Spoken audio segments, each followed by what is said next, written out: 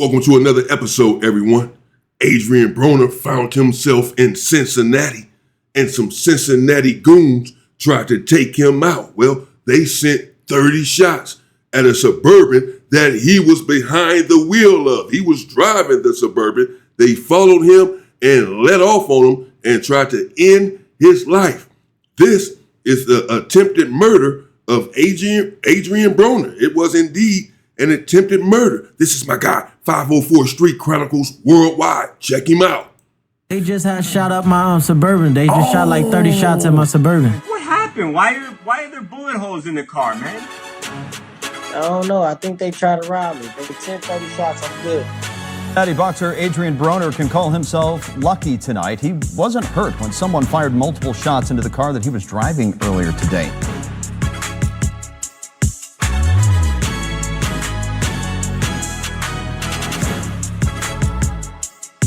Everybody is always sleeping on Cincinnati. They hear the name and think it's just some quiet Midwest city with a football team and some chili spots.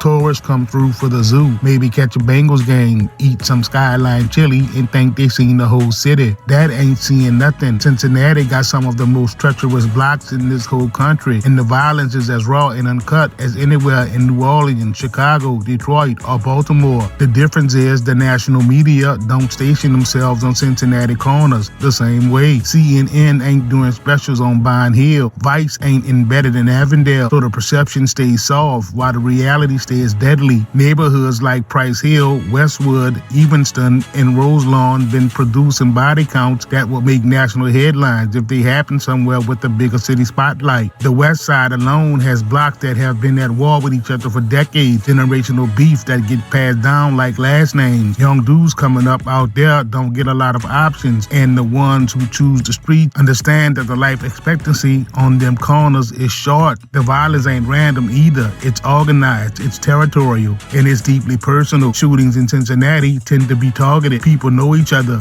Beef's got history behind them. When somebody gets hit in Cincinnati, 9 times out of 10, everybody in the hood already knows exactly why. That's the city Adrien Broner came out of. Not the zoo side, not the riverfront condos, the real Cincinnati, the one where you learn early that showing weakness will get you eaten alive. Broner grew up in the West End, one of the most economically distressed and historically violent. That is absolutely true. Cincinnati doesn't get a lot of the headlines like some of the bigger, dangerous cities, but Cincinnati is extremely dangerous. They have territorial beefs out there, and the violence is oftentimes insurmountable. This is where Adrien Broner comes from. Somehow he survived these 30 shots, man. Shout out to 504 Street Chronicles Worldwide. Neighborhoods in the entire city. The West End sits right in the belly of Cincinnati, and it's been struggling since industrialization gutted the working class out of there decades ago. Poverty, abandoned buildings, corner activity. That was the backdrop Broner developed his entire identity against, and he didn't run from it. He channeled it, turned that West End aggression and survival instinct into something that took him all the way to the top of professional boxing. 4 divisions, 4 world titles, the kind of natural talent that only comes around once in a generation. And a tremendous performance from Adrien Broner. Coming off the Litzau win, now he stops Rodriguez. Here's Michael Buffer. Cincinnati has a new problem, but it's a good one. The winner by knockout victory, the official time, 1 minute, 43 seconds of round number 3, and new WBO Junior Lightweight Champion of the World, Adrien the Problem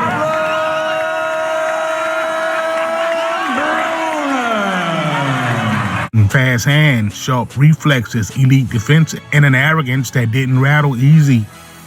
Hold on, Max. Hey, Dad, brush my hair one time. Hey, Pops, come brush my hair. He has his gloves on, so he can't do it himself. Is that right? All right. You already know.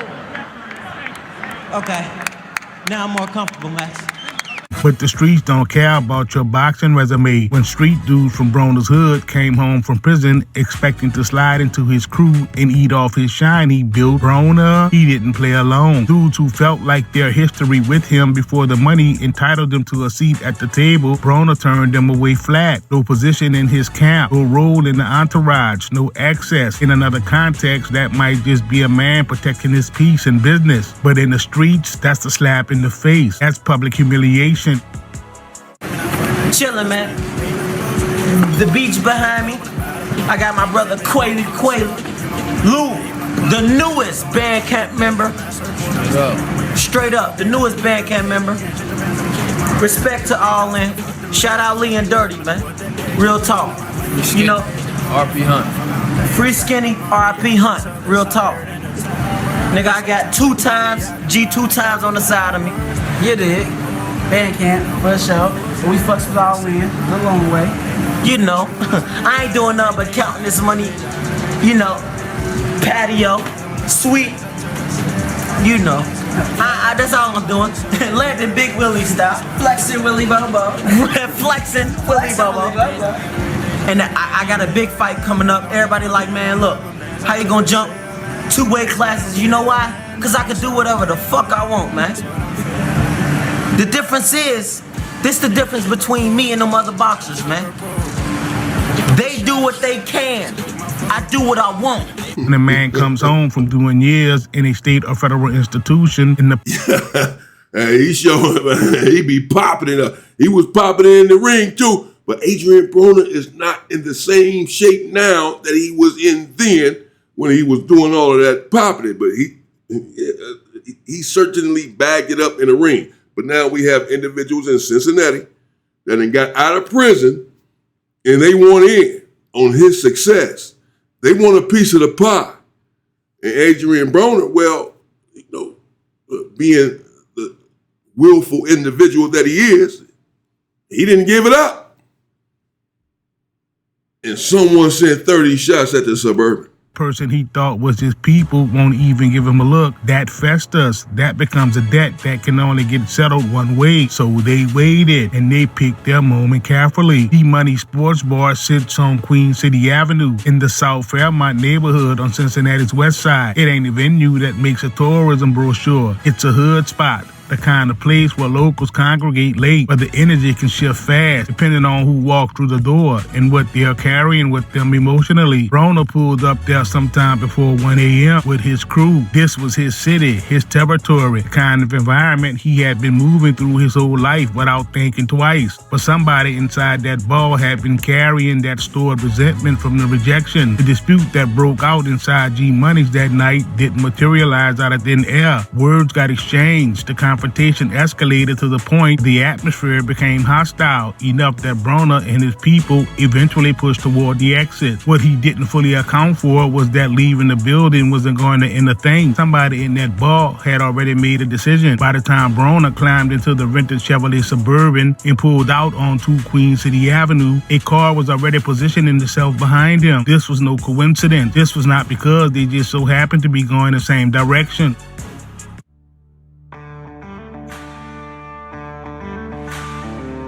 Broner pushed through the west side streets, heading away from South Fairmont. As he approached the intersection of West McMillan Street and West McKinnon Avenue, a stretch of dense urban terrain where the buildings sit close and the streets cut sharp, the car behind him closed the gap fast, and then it opened fire. 10 9mm rounds came out of that vehicle in rapid succession. Residents in the surrounding blocks flooded 911 immediately. Callers described a car accelerating up a hill while emptying the whole clip, kind of language that comes from people who grew up in neighborhoods where they learned the difference between fireworks and gunfire before they were old enough to drive. Broner later said in interviews that he was playing music loud enough that he initially mistook the sound of bullets piercing the body of the truck for the heavy bass in the track. That's how fast it happened. That's how close the gap was between not knowing and knowing you about to die.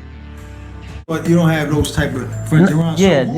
Not no more. When I was 21 and I had 15 niggas with me and band camp. Yeah. I'm talking about everywhere we went. And that's when I first started getting the money, real money, and it was crazy. It was like that. But now it's just like, you probably don't see me with more than six people. Talk about the bullet holes found in SUV. See, it ain't cause of the bullet holes. Or? it ain't. A lot of people be like, it's the people around it. It ain't none of my people that get me in trouble. It's just the shit I like to do. It's just in you. You know, that's what it come with sometimes. You know what I'm saying? Like what happened the other day. There's some shit going on at home, people beefing, and I'm cool with some people. So we just at the basketball game, and they see me with them. So now I guess they feel like I'm in on. Right. So you're an enemy. You look at as an enemy. And so now I'm an enemy. Right. So we go to another game, go to the club. I'm like, man, it's getting too packed in here. I'm about to leave. So I leave early. So I'm at the light. I don't stand at night. At night, I don't see a red light. I ran the light. Boom. So I'm just listening to the music. I'm by myself. The first three, doom, doom, doom. I'm thinking it's the music. You heard three shots. Bumping. I'm like, doom. It wasn't like doom, doom, doom. It was like doom, doom, doom. What were you listening to, by the way? A Boogie. Okay. So, and I'm like, what the fuck? Then doom, doom, doom, doom. I'm like, oh. Then you realize it was shit. I've been through this situation before. Right. That's the only thing that saved me. I'm like, I ain't panicking. I'm like, oh shit, they try.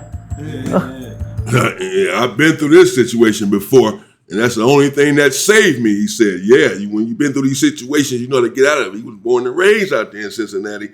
He's been through it before, but here you hear what he said, that he's just at the basketball game, and some individuals are out there funking. They have smoke out there in his old neighborhood. Individual gangs, perhaps, and the one group sees him with the other group and says, oh, okay, you with them? As he said, he just had a basketball game. But they said, okay, you with these dudes? All right, followed him out of the game and tried to take his head off, gunned him down. And he said, luckily for him, he already runs red lights at nighttime, he says. When it's dark, he doesn't stay at a red light. I don't suggest that anyone does that. Be careful. I mean, you got to look all four ways before you just run the red light, obviously. You know, I'm sure that's what he does. But he's probably driving certain kind of cars and all of that, you know, Maybachs and Rolls Royces or whatever. You probably don't want to be stopping at a lot of lights. This is how individuals get up on you or trying to follow you or whatever. They be having sort of maneuvers to get out of situations and all that, thinking that perhaps they're being followed. I was in the car like, oh shit, they trying to get me. So you know, I get away. They let him go. Did you see any cars by you, close to you? Or? Yep. I seen everything. Seen them suckers. So I ain't tripping. So you know who did it? Nah. Somewhere. Nah. All right, so what happened after that? After you heard the shots, did you pull over? Did you go? Did you hit some of your dudes up? What was the next step? Get away. Shit, cause where I come from, they're supposed to get me. They trying to kill you. You supposed to die. Yeah. That's what the police said. You know, I ain't even know that. I just found out today that a couple shots went through the driver door. I just found that out today. Yep. So I didn't understand why the police, cause when I get over the bridge, cause I don't stay in Cincinnati, so I get to Kentucky, and I'm still running lights. I'm like, that's why you got pulled over. That's why I got pulled over. Right. Then when they see me, they was like, why are you running lights? There's like 4 of them pulled up. They're like, why are you running lights? And I get out like, shit, you see why? Motherfucker shooting at me.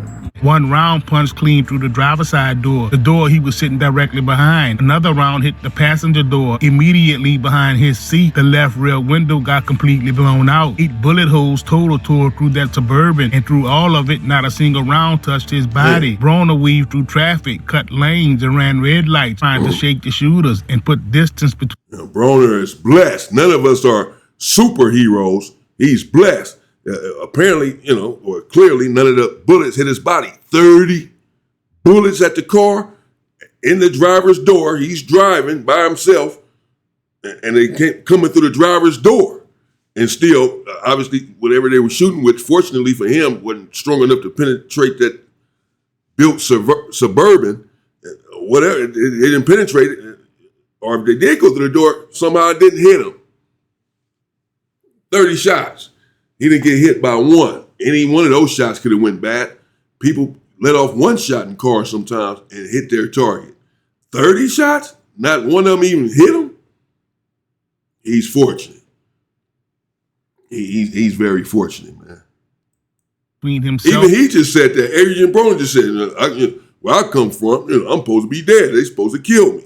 Yeah, they let off 30 shots. How the hell he survived that? He's fortunate though. And he said he saw everything. He saw everybody. He knows what happened. He knows what's what. He said he checked. He knows everything. But that's all he said.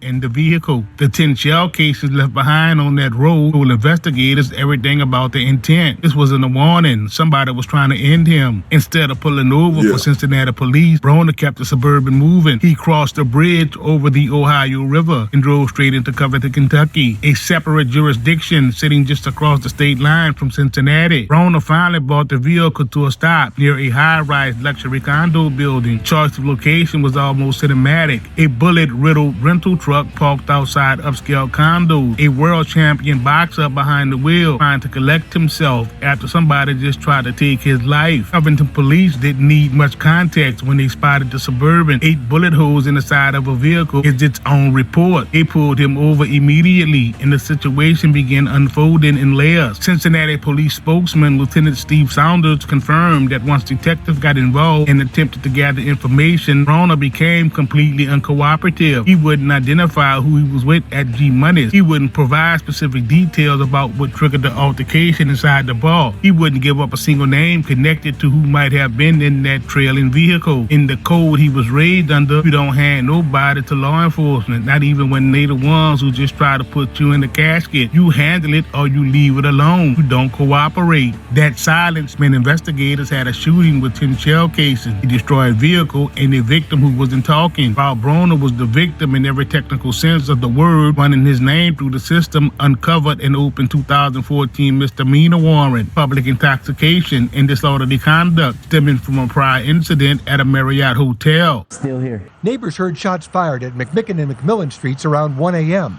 One caller to 911 told me there were 3 groups of 5 shots each in quick succession. When police got there, they found shell casings a few blocks away, but no Broner. He'd driven to the Ascent in Covington, where police there noticed the bullet holes. Broner told them about the shots fired. Cincinnati police were called, but no report was filed. At the same time, Covington officers discovered an open arrest warrant for skipping a Kenton County court appearance in 2014. The police report says Broner blocked the entrance to the Marriott Hotel and was screaming loudly. He was charged at the time with public intoxication and disorderly conduct. The charge was 2 years old and still sitting active in the system. They booked him into Kenton County Detention Center on that warrant. Oh, that's cold.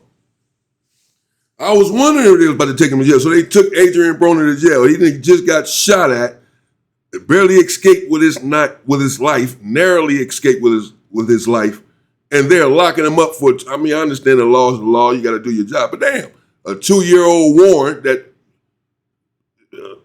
is clearly not that serious, or they would have went and got him. Oh, actually, it was for public intoxication or disorderly conduct or whatever. I mean, let him pay a fine and get out of there or whatever. Then you're gonna lock him up after he just got shot up. They just try to take his head off with a chopper, and y'all put the cuffs on him. That's nasty work. That's crazy. SUV got seized as part of the investigation. On Thursday, Broner was booked at the Kenton County Detention Center and later released. It was last year when he faced 3 charges in an incident at the Madison Bowl, but they were later dismissed. This Cincinnati native has been a success in the ring, but his personal life has been full of ups and downs, as he noted after one boxing triumph. As y'all know, I've been going through a lot this whole week. And for me to come in here and to bottle everything up and to come in here and stay focused and get the job done, I want to give a pat on the back to myself, because that's a lot. Back here live in South Fairmont, you can see the rain is coming down in sheets. The wind is very heavy. Let me tell you, Cincinnati police say that Broner, though, is not cooperating with investigators. His next court date in Kenton County is April 27th. I went to the residence he put down on that police report, and a person there told me repeatedly, no comment. The dash cam and body cam footage captured during the arrest came some of the most What is that? He can't cooperate. He doesn't know anything. What can he tell the police? Individuals are chasing him down, taking shots at him. You think he's looking back, looking to the side to see who it is? Who is that? So I can make a police report. No, he's trying to get the hell out of there. You looking for it. You driving, trying not to wreck, hitting corners. You know, you ducking down, trying not to wreck. Bow. What do you mean?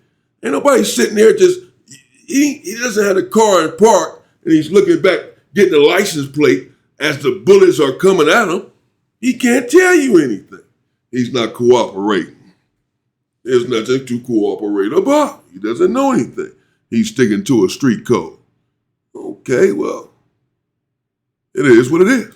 Talked about footage connected to Broner's legal history. He was relaxed to the point of being almost playful. When officers conducted a pat-down, Broner told them straight up that he was carrying 2 guns and broke into laughter and raised both arms. When the handcuffs went on, he looked at the officers and said flat out, "I'm rich. I don't care." His only genuine concern in that moment was going to damage his hands ahead of a scheduled June fight. He posted a $503 bond and walked out of the Kenton County Detention Center a few hours later. The rented Suburban with 8 bullet holes in it stayed behind. A court appearance was scheduled for April 27th. Broner, 27 years old at the time of the arrest, walked back into the world the same night somebody had tried to take him out of it. But the cameras captured that night in Covington wasn't a man in shock. It was somebody processing a near-death experience. It was somebody who had been living so close to chaos for so long that surviving a shooting and getting arrested on the same night registered somewhere between inconvenient and expected.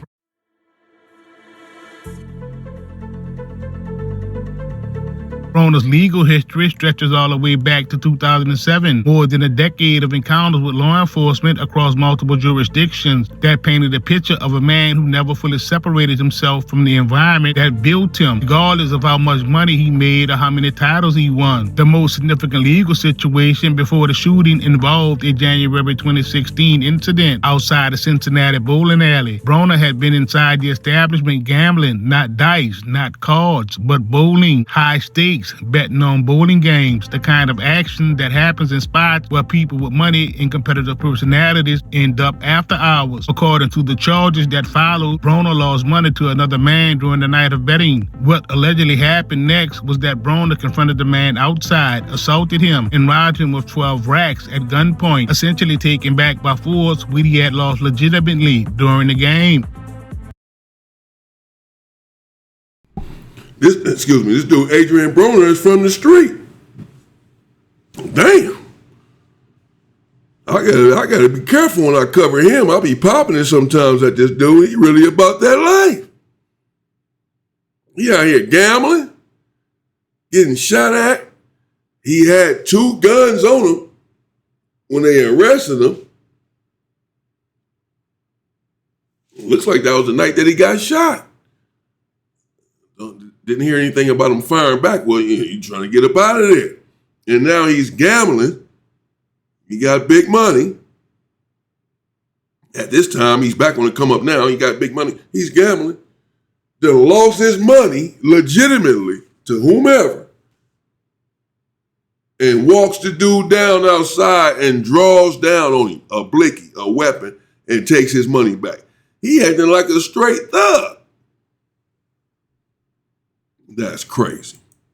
Is in some big legal trouble tonight. Adrien Broner has been charged in an armed robbery, and the alleged incident was caught on camera. Anjanette Levy has the story. Caught on camera. Boxer Adrien Broner knows how to throw a punch. The super lightweight champion is now charged with knocking out a man outside the ring in the parking lot of Madison Bowl in January during a robbery. This man, who's a boxer, Adrien Broner, is engaged in personal conduct of thuggery in our community. Attorney Christopher Finney represents Chris Carson, the man who was robbed.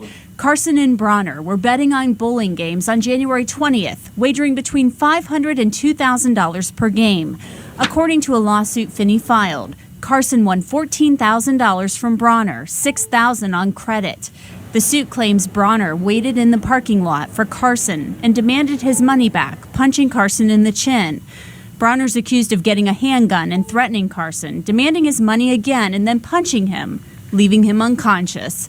Finney says one of Broner's friends shot video of the incident. And you can hear Adrien's voice throughout and see motions of him going to and from his car and doing certain other things in the video. But Finney and the police say they can't release the video, at least not yet. Finney wants Broner to pay back the $10,000 he stole, along with other damages. It's unfortunate that he's chosen to... a lot more damages. You just get yourself in a way worse situation doing that. That makes absolutely no sense to me. What did you think was going to happen? That the individual was not going to call the police, or someone was not going to call the police? We saw earlier that there was a crowd out there. We heard screaming. They have cameras in the bowling alley, outside of the bowling alley. So everyone's always recording, like someone recorded it. And if nothing else, someone's going to say something. You done knocked the man out, drew a weapon on him, and robbed him of some money that he got legitimately, $6,000 or something. Because it's supposed to be $12,000, gave him half of it, half on credit. I don't know. Maybe he wasn't rich or getting the money that I thought he was getting at first. That's $12,000. You a big baller, you're a millionaire. That's not, you pay your money and keep going. Go out there and rob the individual, knock him out and rob him. I don't know how he escaped prison with this. Are you serious? That's crazy. What do you think the dude wasn't going to tell? Take his celebrity or his high-profile status and use it in this way. I contacted Adrien Broner's lawyer for a comment, but my phone call and emails were not returned. I have been told that Broner could be turning himself into the jail soon. That's the allegation that produced felony assault charges and outstanding warrants that were still active when he returned to Cincinnati after fighting Ashley Theophane in Washington, D.C. Presenting Ashley Treasure Theophane. Introducing Adrien the Problem Broner. In charge of the action tonight, your referee. I give you instruction in the dressing room. They're having a clean match, okay? Good luck. God bless you. Theophane went down in the ninth round. Days later, Broner was back in his hometown, turning himself in on those warrants. The case dragged into the summer, and when the trial date finally arrived in July, Broner showed up late. The presiding judge made note that Broner appeared to be hungover when he finally walked through the courtroom doors. That observation came with consequences. The judge held him in contempt of court and sent him directly to jail for a month. Not a fine, not a warrant, a month behind bars, because he couldn't get himself together enough to show up on time and sober to a trial of his own. He was smiling at first when he walked in that courtroom, Adrien Broner, hungover, thinking things a joke, thinking, I'm rich and I'm out on bail. I'm just about to walk right up out of here and go have another drink. The judge locked him up. Oh, he was sick, crying again like he was crying that he won that boxing match.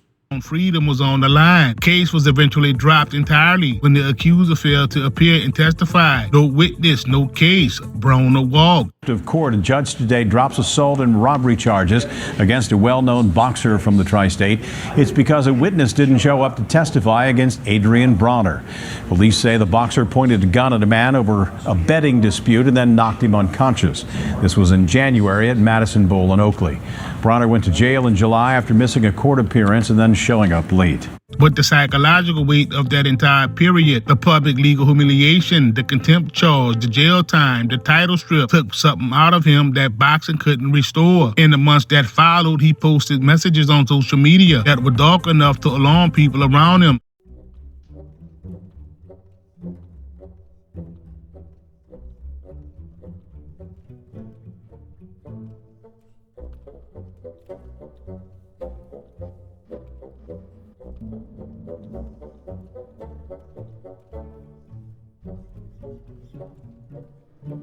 The messages indicated he was in a place mentally, but he was contemplating whether he wanted to continue living. He later addressed it publicly, said he worked through it, and pointed to his maturity and focus heading into his next fight as evidence that he had come out of the other side. Happy birthday. How old are you going to be?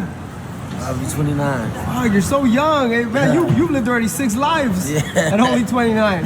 They could have wrote 6 books, 10 movies.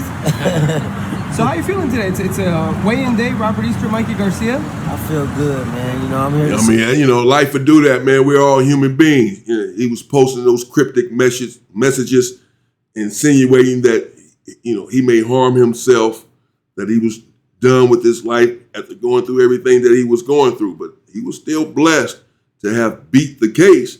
The case was dismissed, dropped. He didn't go to prison. The only reason that he had even done a month behind bars over the situation is because he came in hungover, whatever, the judge crashed out on him. Told him, I'm slamming you down in Sing Sing. But other than that, it seemed like he escaped the case. It could have been a lot worse. The witness or the victim didn't show up to court.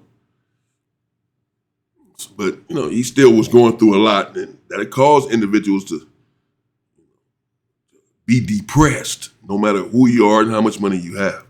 Support. See, you're representing to the fullest. I'm here to give my best support for my baby brother, man. You feeling good, I'm feeling good too, man. You have to explain to me something. I saw you put on IG at Adrien Broner that you were tying your shoe and you said 6'9" has nothing on you. Why? It's this video. He said he's fast. I said I'm faster than him. That's the kind of rock bottom that leaves marks regardless of how composed the person looks on the surface afterward. The streets of Cincinnati that produced Adrien Broner, the West End blocks, the late night spots on the west side, bowling alleys and the bars where money changes hands and egos collide, never released their claim on him. Every title he won, every pay-per-view he headlined, every dollar he spent publicly flexing his wealth was happening parallel with a version of his life that stayed deeply entangled in the same world he came from. The night somebody followed him out of G-Money's wasn't an isolated incident involving strangers. It was the direct consequences of a specific decision he made. Decision to close the door on people who felt they were owed access. People who had done time and came home with nothing and looked at Broner's money and lifestyle and believed closeness to it was something that they had earned. The bullet that punched through the driver's side door traveled through the exact space his body was occupying and somehow didn't find him. Right, somehow didn't find him. Shout out to 504 Street Chronicles Worldwide. Go subscribe to his channel. As you can see, he does his homework. Very in-depth storytelling. Shout out to Adrien Broner as well. Let me know what you think in the comments. He survived that attack. It's not necessarily in that situation individuals got out of prison thinking that they had access to his wealth and fame and success, even though that was perhaps some of it, but it seems more like what Adrien Broner said, that he was just hanging out with one group. And this one group, they all know who he is. He's from there. He's from Cincinnati. And they know, oh, you rich, famous. Oh, so this whose side you on? Okay. We're going to show you we don't care who you are, who you think you are. We're going to hunt you down and gun you down. And it wasn't that they were trying to miss, because once you're shooting, or just, you know, just to send a message, once you're shooting at a car or someone, don't tell me you wasn't trying to hit me. It wasn't on purpose. I was just trying to send a message. Nah, you can kill me if you shoot me in the toe. I can bleed to death. No, 30 shots or however many shots. Yeah, I guess it was 30 shots. And some right there at the driver door, we see the back window shot out. They're gunning for this individual. And he got lucky. But Adrien Broner has been in and out of trouble. But right now, you know, he seems to be doing okay. He seems to be on the right track. He's streaming, making money. Let's see what happens. All we can really do is try to support him, if that's the case, if you think that he's going down the wrong track. But right now, again, it appears that everything is on the up and up with him and that he's getting back on track. We'll see what happens with his boxing career. There you have it, though, people. Let me know what you think in the comments. Adrien Broner, they tried to take him out. They tried to take him out, and then he went and they arrested him. That's cold. For a 2-year-old warrant for disorderly conduct. They put the cuffs on him after he just got shot up minutes ago. He probably needed to go lay down in that cell anyway. Just think about that. Like, whoa, heard them gunshots. Luckily, he had the music going. He really probably would have panicked. That's a scary situation. Stay safe and stay free. Whoa.